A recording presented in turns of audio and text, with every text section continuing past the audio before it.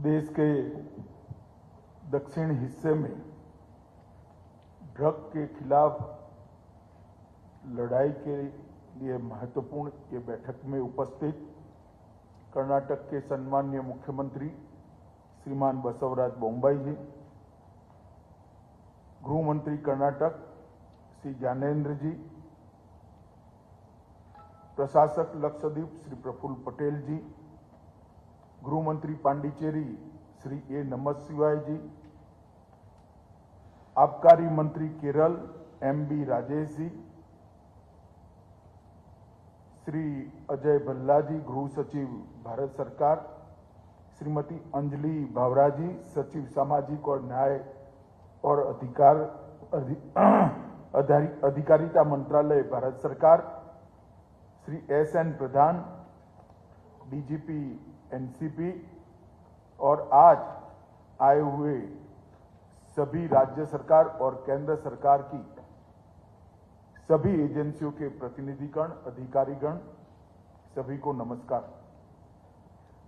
मित्रों, आज की एक बैठक समग्र देश के हर हिस्से में ड्रग के खिलाफ जो लड़ाई मोदी जी के नेतृत्व में भारत सरकार के गृह विभाग ने हाथ में ली है, वो क्षेत्रीय बैठक की परंपराओं का एक हिस्सा है।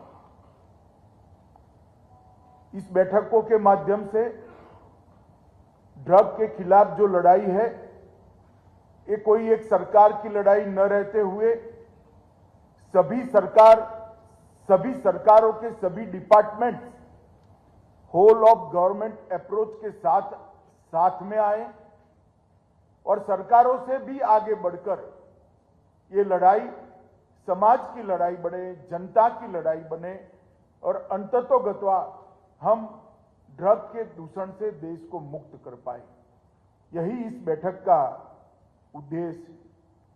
ड्रग, ये हम सब जानते हैं, व्यक्ति, समाज और देश के लिए एक ऐसा नासूर है कि जिसको समय रहते कंट्रोल न किया गया हो तो फिर वो कंट्रोल में आना असंभव हो जाता है। इसलिए हमने आजादी के अमृत महोत्सव के वर्ष में भारत सरकार के गृह विभाग ने नशा मुक्त भारत का एक लक्ष्य सिद्ध किया है। मोदी जी ने हमारे सामने ड्रग फ्री सोसाइटी का लक्ष्य रखा है और हम सब ने इसको साथ में लेकर एक साझा प्रयास से इसको आगे ले जाना है। प्रधानमंत्री जी ने 2047 तक प्रमुखतः 2 लक्ष्य देश की जनता के सामने रखे हैं। एक, 2047 में जब देश की आजादी की शताब्दी मनाई जाए, ये राष्ट्र संपूर्ण विकसित राष्ट्र हो और 2025 तक ये देश $5 ट्रिलियन की इकोनॉमी बने। ये दोनों लक्ष्यों को अगर हमने तय करना है तो ड्रग फ्री सोसाइटी इसकी बुनियादी जरूरियात है। और इसके खिलाफ जो लड़ाई है, कोई एक सरकार, कोई एक डिपार्टमेंट लड़ेगा तो हम सफल नहीं हो पाएंगे। देश की सारी सरकारों ने साथ में मिलकर आके लड़ना पड़ेगा। देश की सभी सरकारों के सभी विभागों ने एक साथ मिलकर ये लड़ाई लड़नी पड़ेगी और इससे आगे ले जाकर ये लड़ाई को घर घर की लड़ाई, जन जन की लड़ाई बनाने की दिशा में हमने आगे बढ़ना पड़ेगा। जहां तक सरकारी डिपार्टमेंटों का सवाल है, होम डिपार्टमेंट की, हर सरकार के गृह विभाग की प्राइमरी रिस्पॉन्सिबिलिटी तो है ही, मगर इसके साथ रेवेन्यू की भी रिस्पॉन्सिबिलिटी है, सोशल वेलफेयर डिपार्टमेंट की भी रिस्पॉन्सिबिलिटी है, एजुकेशन डिपार्टमेंट की भी रिस्पॉन्सिबिलिटी है और कल्चर डिपार्टमेंट की भी रिस्पॉन्सिबिलिटी। ये सारे डिपार्टमेंट हेल्थ विभाग के साथ जुड़कर जब ये अभियान को आगे बढ़ाते हैं, तभी हमारा अभियान गंतव्य को सिद्ध करने की दिशा में आगे बढ़ पाएगा। विगत 4 साल से हमने इस अभियान को अलग डायमेंशन खड़े करने का प्रयास किया है।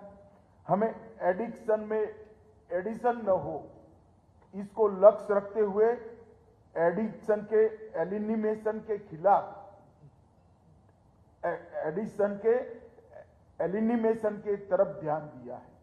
इसके लिए ड्रग का डिटेक्शन, नेटवर्क का डिस्ट्रक्शन, कल्प्रिट का डिटेंशन और एडिक्ट का रिहेबिलिटेशन, ये 4 प्रमुख स्तंभों पे हमने हमारी कार्य योजनाएं बनाई। जब तक ड्रग के समूचे कारोबार के तंत्र का डिटेक्शन नहीं करते, तब तक हम सफल नहीं हो पाए। इसलिए मैं सभी सर्दन राज्यों की एजेंसियों को और राज्य सरकारों को कहना चाहता हूं कि हमारे अप्रोच के अंदर हमने बदलाव लाना पड़ेगा। हमने बॉटम टू टॉप और टॉप से बॉटम इन्वेस्टिगेशन का अप्रोच लेना पड़ेगा। बॉटम टू टॉप मतलब एक सबसे बड़ा, जैसे अभी प्रफुल्ल भाई ने कहा, दरिया के अंदर हमारे कोस्ट गार्ड के मित्रों ने आईबी और रॉ की सूचना के आधार पर ढेर सारे मादक द्रव्य पकड़े। तो वो एक इंडिविजुअल केस नहीं है, वो देश में कहां आना था, आकर छोटी सी छोटी व्यक्ति तक कैसे पहुंचना था, तो वो केस को वहां से पकड़कर इसके संपूर्ण वितरण की व्यवस्था को नष्ट करने तक ले जाए। और एक व्यक्ति मादक द्रव्यों का सेवन करते हुए पकड़ा जाता है तो वो तो रिहेबिलिटेशन के लिए प्रयास करेंगे, परंतु उसको कहां से मिला और वहां से लेकर देश में कहां से घुसा तक का इन्वेस्टिगेशन करना पड़ेगा। तो टॉप टू बॉटम और बॉटम टू टॉप अप्रोच से ही ये तंत्र को हम समाप्त कर सकते हैं। ड्रग के तंत्र का डिटेक्शन तभी हो सकता है। किसी भी केस को हम इंडिविजुअल केस नहीं ले सकते। ड्रग इतना सेंसिटिव, एक प्रकार से तीव्रता के साथ नष्ट करने की इस तंत्र को जरूरत है। इसको संवेदनशीलता के साथ हमने लिया। ड्रग का केस कहीं पर भी डिटेक्ट होता है तो नीचे से ऊपर और ऊपर से नीचे तक के पूरे तंत्र को नष्ट करने तक इन्वेस्टिगेशन को हमने समाप्त नहीं कर, तभी ड्रग का डिटेक्शन और नेटवर्क का डिस्ट्रक्शन हो सकता है। कल्प्रिट का डिटेंशन हमने बहुत हल्के से, मैं बड़े दुख के साथ कहता हूं, कई बार नजर में आता है कि हम बहुत हल्के से इस इन्वेस्टिगेशन को लेते हैं। हमारे पास कठोर से कठोर प्रावधान हमारे कानून के अंदर, एनडीपीएस एक्ट का उपयोग हम ढंग से नहीं कर रहे। आप अपने राज्य में रिव्यू कर देखिए, कितने कारोबारियों की संपत्ति जब्त की, कितने कारोबारियों को आपने डिटेंशन का उपयोग कर जेल में डाला है। आसानी से किसी की बेल नहीं होनी चाहिए। इस केस को सारे इसके एनडीपीएस एक्ट के कठोर से कठोर प्रावधानों का उपयोग करते हुए इसकी रोकथाम करना बहुत जरूरी है। और ढेर सारे पोर्टल एनसीबी ने बताए जिसके अंदर आपको कानूनी मार्गदर्शन भी मिल सकता है, केस की सक्सेस स्टोरी भी इसके अंदर उपलब्ध है और जरूरत पड़े तो सीधा एनसीबी का संपर्क कर आप गाइडेंस भी ले सकते हैं। मित्रों, सभी राज्यों से मेरा अनुरोध है कि आप सब ने मिलकर ये चारों मुद्दों को, ड्रग्स, नेटवर्क, कल्प्रिट और एडिक्शन के लिए रिहेबिलिटेशन, ये चारों मुद्दों का एक संपुट बनाकर ये लड़ाई को समग्रता के साथ ले जाना पड़ेगा। मित्रों, नारकोटिक्स के डिस्पोजल का जो अभियान चल रहा है वो भी बहुत जरूरी है। मेरा आग्रह है हर एक राज्य को हर 3 माह में मंत्री लेवल पर इसका रिव्यू हो, होम सेक्रेटरी डीजीपी लेवल पर इसका रिव्यू हो और नष्ट पदार्थ किए जाए। इससे 2 प्रकार के फायदे होते हैं। कई बार मादक द्रव्यों को पुलिस की और तंत्र की कस्टडी से चुराने के भी बहुत सारे मामले मेरे पास पत्रों के माध्यम से गृह मंत्रालय तक पहुंचते। एक तो एक रुकेगा और दूसरा, इससे ये लड़ाई में जोम आएगा, उत्साह बढ़ेगा। लड़ने वाले सभी लेवल के हमारे सहयोगी हैं, उनका उत्साह इससे बढ़ना है। और मुझे इस बात का आनंद है कि हमने 75वीं आजादी की वर्षगांठ के अवसर पर 75 दिनों में 75,000 किलो ड्रग को डिस्पोज करने का एक लक्ष्य रखा था और आज मैं कह सकता हूं कि एनसीबी ने वो लक्ष्य को तो सिर्फ 60 दिनों के अंदर पूरा कर दिया, परंतु अब तक लगभग 5,94,620 अप्रोक्सीमेटली 6 लाख किलोग्राम ड्रग्स को नष्ट करने में हमें सफलता मिली है। ये हम सबकी सहयोग से बहुत बड़ी उपलब्धि है। और आज भी जो मैं ड्रग नष्ट किया गया है इसका मूल्य 8,400 करोड़ से 8,400 करोड़ से भी ज्यादा है। मित्रों, ये बहुत बड़ी हम सबकी साझा उपलब्धि है। मैं सभी राज्यों के तंत्रों को और सभी राज्यों की चुनी हुई सरकार को, भारत सरकार की ओर से, देश के प्रधानमंत्री जी की ओर से बहुत बहुत बधाई देना चाहता हूं। कोऑपरेशन, कोऑर्डिनेशन और कोलैबोरेशन, ये 3 सूत्र के आधार पर ही ये लड़ाई को हम होल ऑफ गवर्नमेंट अप्रोच के साथ लड़ सकते हैं। हमने, राज्य ने नीचे एक ऐसा तंत्र विकसित करना पड़ेगा, हर जिला के साथ राज्य इकाई का कोऑपरेशन, कोऑर्डिनेशन और कोलैबोरेशन हो, और हर राज्य का भारत सरकार के साथ कोऑपरेशन, कोऑर्डिनेशन और कोलैबोरेशन हो। और विद इन गवर्नमेंट जो 6 डिपार्टमेंट इसके लिए काम कर सकते हैं, वो 6 के 6 डिपार्टमेंट का कोऑपरेशन, कोऑर्डिनेशन और कोलैबोरेशन हो, वो बहुत जरूरी है। हम सब ने यहां से जाकर ये 3 जो सूत्र है, इसको सरलता से कहूं तो संस्थागत संरचना की मजबूती करना, सभी नार्को एजेंसियों का सशक्तिकरण करना और विस्तृत जागरूकता अभियान, इसके लिए हमने प्रयास करने पड़ेंगे। मित्रों, मैं आप लोगों से जानकारी भी साझा करना चाहता हूं कि हमने जो अभियान जून 19 से लिया है, इसको काफी सफलता मिली है। ये आंकड़े का कंपैरिजन डिपार्टमेंट की और सरकारों की हौसला अफजाई के लिए, कोई अन्यथा न ले इसको। 2006 से 13 तक का एक कालखंड निकाल ले तो 1257 व्यक्ति अरेस्ट किए गए थे और 2014 से 22 तक 3,544 व्यक्ति 3,544 अरेस्ट हुई है। 181% इंक्रीज है, वो कभी भी आजादी के बाद नहीं आई। कुल अरेस्ट में अंदर कुल मामले हैं और अरेस्ट के अंदर पहले 1363 अरेस्ट हुए थे, 1363, और अब 5,408 अरेस्ट हुए हैं। अरेस्ट में अप्रोक्सीमेटली 300% की वृद्धि है। मामले, केस रजिस्टर करने में 181% की वृद्धि और अरेस्ट में 296% की वृद्धि।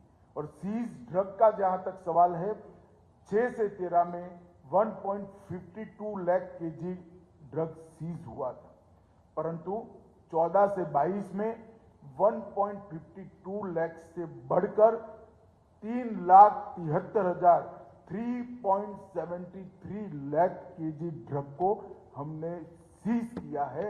ये लगभग 2 गुना है, 100% इंक्रीज है। और इसकी क्वालिटी के बारे में आपको इसकी कीमत से ही मालूम पड़ेगा।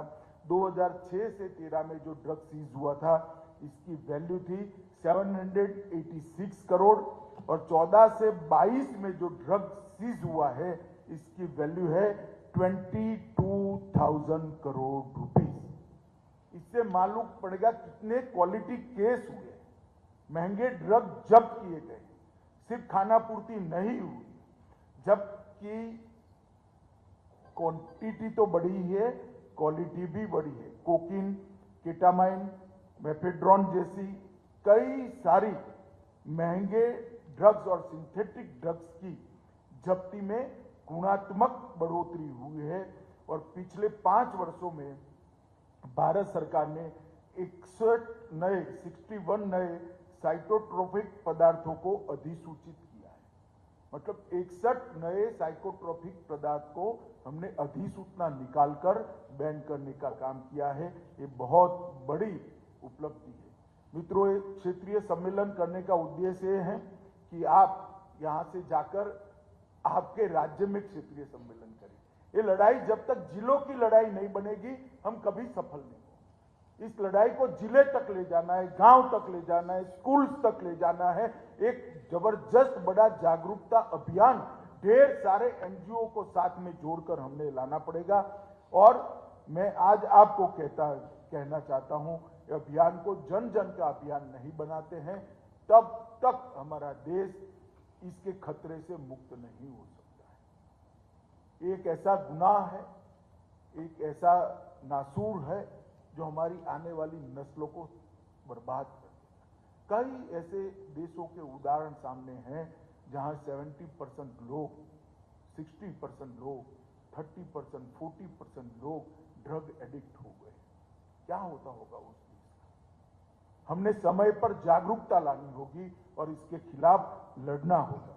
मैं आज जब दक्षिण छोर पर आया हूं, तब महासागर मार्ग और तटीय सुरक्षा पर भी फोकस बढ़ाने की जरूरत है।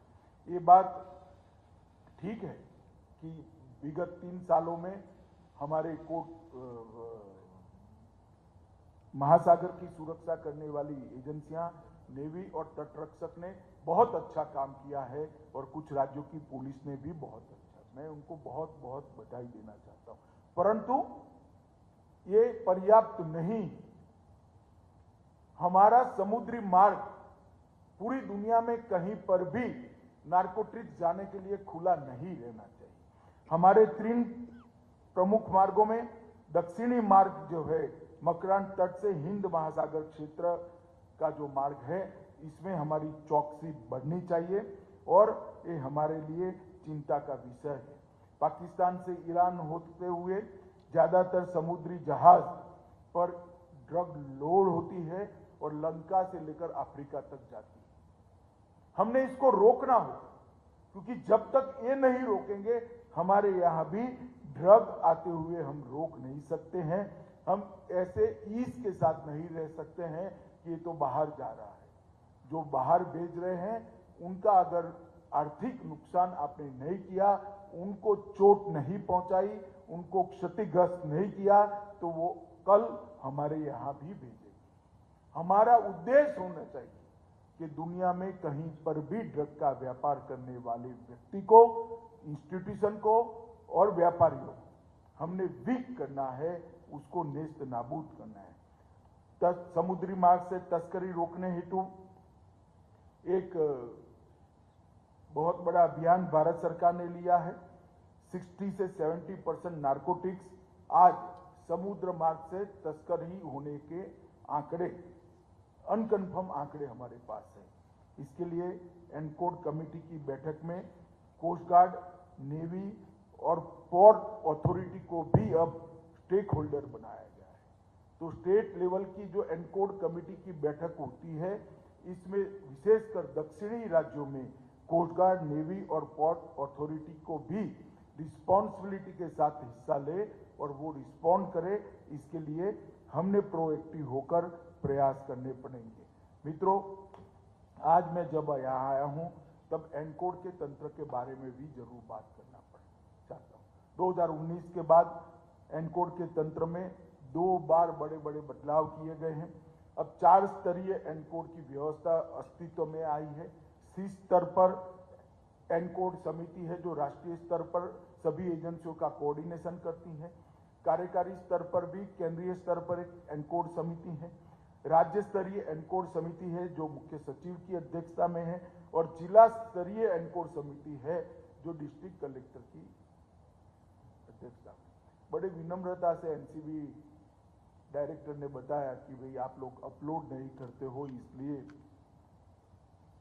कई जिला कमेटी की बैठकों के आंकड़े शून्य है। मगर मैं निर्ममता से बात करना चाहता हूं, आज भी जिला की एनकोड समिति की बैठकें नहीं होती, और मैं अपने आप सभी को बताना चाहता हूं, जब तक जिला स्तर की एनकोड समिति की बैठकें नहीं होगी, तब तक सफलता नहीं मिलेगी। और जो पोर्टल बना है, इसमें इसको आप रेगुलरली आपके राज्य से अपग्रेड करते जाइए। समग्र देश को उत्साह बढ़ता है ये लड़ाई को एक ताकत मिलती है कि 500 जिलों ने डिस्ट्रिक्ट लेवल की मीटिंग कर ली। ये जो नहीं करते इसके लिए प्रेरणा का स्रोत बन सकता है, परंतु जिला स्तर की बैठकें हमने करनी चाहिए। इसके लिए मैं आप सभी को बहुत आग्रह के साथ विनती करना चाहता हूं। एक संयुक्त समन्वय समिति भी बनाई है जो बहुत अच्छे तरीके से काम कर रही है। एक सिम्स ई पोर्टल भी बनाया है, वो ट्रेड एनालिसिस और डेटाबेस मैनेजमेंट का आपको जानकारी देता है। केंद्रीकृत एनकोड पोर्टल भी बनाया है जो डेटा इंटीग्रेशन का काम करता है और नॉलेज मैनेजमेंट सिस्टम के रूप में आपके लिए उपलब्ध है। और हमने एनसीबी का उन्नयन भी, अपग्रेडेशन भी काफी किया है। 5 नए अंचल कार्यालय बनाए दिए गए हैं, देहरादून, अमृतसर, मंडी और अजमेर। और इसके साथ साथ जुड़े हुए जो पहले से रांची, भुवनेश्वर, इम्फाल, गोवा, मंदसौर, कोचीन, मदुरई और हैदराबाद, तो ये सारे अंचल कार्यालयों के माध्यम से एनकोड आपकी एनसीबी आपकी सहायता के लिए हमेशा उपलब्ध है।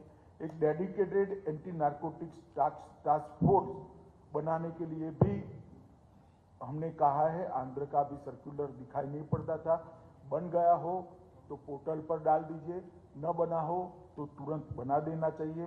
राष्ट्रीय नार्कोटिक्स कैनाइन पूल की भी स्थापना की है, इसमें भी हम आत्मनिर्भर बने हैं। एक जो कुत्तों की नस्ल है वो भारतीय नस्ल है, जिससे आप सभी को बहुत आनंद होगा। हमने बहुत परिश्रम कर एक भारतीय नस्ल को डेवलप किया है।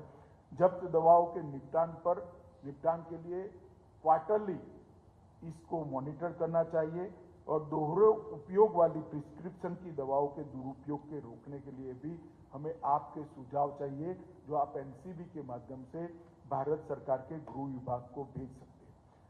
प्रशिक्षण और क्षमता निर्माण, जब तक प्रशिक्षण और क्षमता निर्माण नहीं कर सकते हैं, ये एक स्पेशल टाइप का इन्वेस्टिगेशन है, स्पेशल टाइप की प्रोसिक्यूशन की ये कला है। हमारे सभी अधिकारियों को इसके लिए ट्रेनिंग देनी पड़ेगी। विभिन्न रैंकों और स्तरों पर 5 अलग अलग प्रशिक्षण के मॉड्यूल्स को एनसीबी के द्वारा बना दिया गया है। बहुत मेहनत हुई है, मैं जानता हूं। ये मॉड्यूल को राज्यों ने एडॉप्ट करना चाहिए और अपने प्रशिक्षण कार्यक्रम के अंदर इसको इन्वॉल्व करना चाहिए। चाहे डीवाईएसपी का प्रशिक्षण हो, चाहे पीएसआई का। आपके राज्यों के स्तर पर कांस्टेबल, डीवाईएसपी, पीएसआई और डीवाईएसपी 3 डायरेक्ट भर्ती होती है। तीनों रिक्रूटमेंट के बाद प्रशिक्षण के पाठ्यक्रम में ये 5 अलग अलग प्रशिक्षण मॉड्यूल है। इसको स्टेज वाइज आपने ट्रेनिंग के वक्त ही इनकी जागरूकता बढ़ाने के लिए आगे बढ़ना चाहिए। जम्मू कश्मीर, राजस्थान और गुजरात ने इस मॉड्यूल को अपने पाठ्यक्रम के अंदर अपना लिया है। मेरा सभी राज्यों से भी अनुरोध है कि आप भी इसको अपनाइए। नार्को अपराधियों पर एक राष्ट्रीय एकीकृत डेटाबेस निदान हमने शुरू किया है, जो राष्ट्रीय स्तर पर इसका फायदा कर सकते हैं। मित्रों, आज मैं बड़े स्पष्टता के साथ कहना चाहता हूं, ये केंद्र और राज्य का मुद्दा नहीं, केंद्र सरकार या राज्य सरकार का मुद्दा नहीं है, ये राष्ट्र का मुद्दा है, देश का मुद्दा है, देश की सुरक्षा का मुद्दा है, देश के भविष्य का मुद्दा है, हमारी आने वाली पीढ़ियों को बर्बाद होने से बचाने का मुद्दा है। हमारे देश के अर्थतंत्र को खोखला करना चाहते हैं, उसके खिलाफ लड़ाई का मुद्दा है। देश की सुरक्षा में जो सेंध लगाना चाहते हैं, इनके खिलाफ लड़ाई का ये मुद्दा है।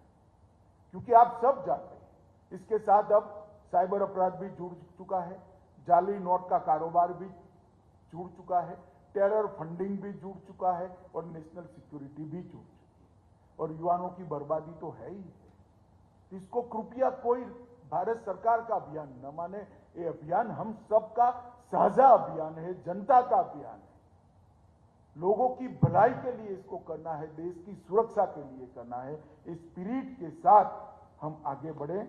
और फिर से मैं एक बार नेटवर्क का मॉड्यूल इन्वेस्टिगेशन पर थ्रस्ट देना चाहूंगा कि कोई भी इन्वेस्टिगेशन राज्य सरकार का आइसोलेशन में न हो, टॉप टू बॉटम और बॉटम टू टॉप इन्वेस्टिगेशन पर जब तक हम थ्रस्ट नहीं देंगे ये नहीं होगा। एनडीपीएस के कठोर प्रावधानों का उपयोग करते वक्त झिझकिए मत, निर्मम होकर, रूथलेस होकर एनडीपीएस के कठोर प्रावधानों का उपयोग करना चाहिए, ऐसी मेरी आप सभी को विनंती है। आज आप सब यहाँ पर आए हैं, मुझे विश्वास है आपको ढेर सारा साहित्य भी एनसीबी की ओर से दिया जाएगा। इसका उपयोग कर अपने अपने राज्य के अंदर ये अभियान को गति दीजिए और मोदी जी का जो लक्ष्य है 2047 में नशा मुक्त भारत, नशा मुक्त समाज, इस लक्ष्य को हम सब सिद्ध करें, यही आप सभी से अभ्यर्थना है। वंदे मातरम, भारत माता की जय।